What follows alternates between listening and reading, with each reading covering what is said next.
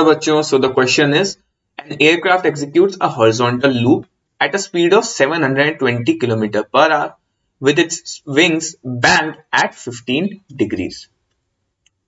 What is the radius of the loop?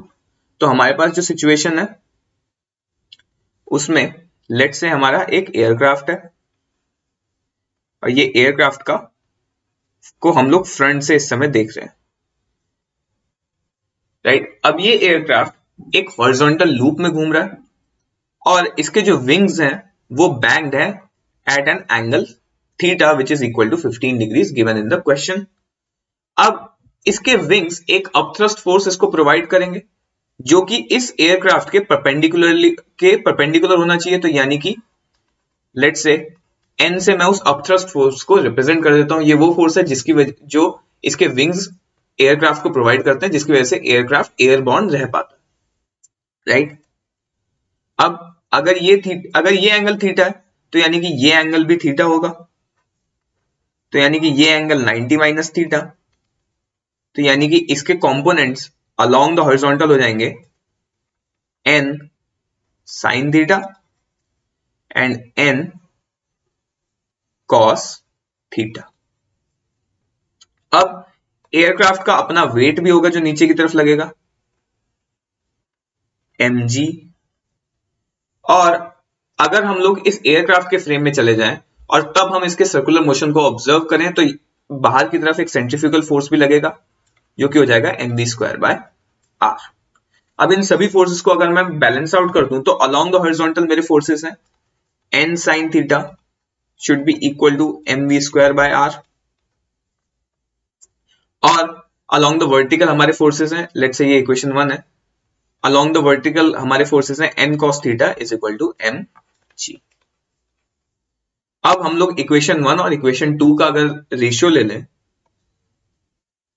तो यानी कि 1 डिवाइडेड बाय 2, तो हमें मिल जाएगा राइट हैंड साइड पे n sin theta upon n cos theta. This should be equal to left hand side पे mv²/r upon mg, so mv²/r upon mg।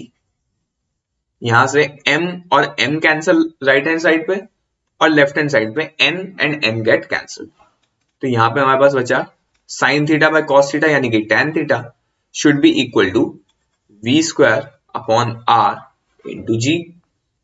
यहां से radius r should be equal to v² upon g tan theta. This should be equal to 720 kilometer per hour into 5/18 to convert it into meter per second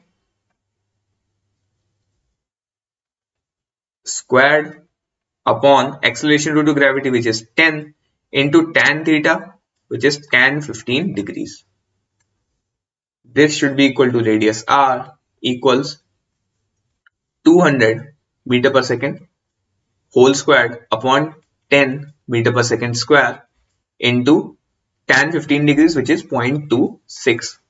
यहां से हमारा radius approximately आ जाएगा 15,000 metres के equal which is equal to 15 kilometers। तो यानी कि the radius of the horizontal circle in which the aircraft is rotating is approximately 15 kilometers, which is our final answer. I hope you understood this question well, and all the best.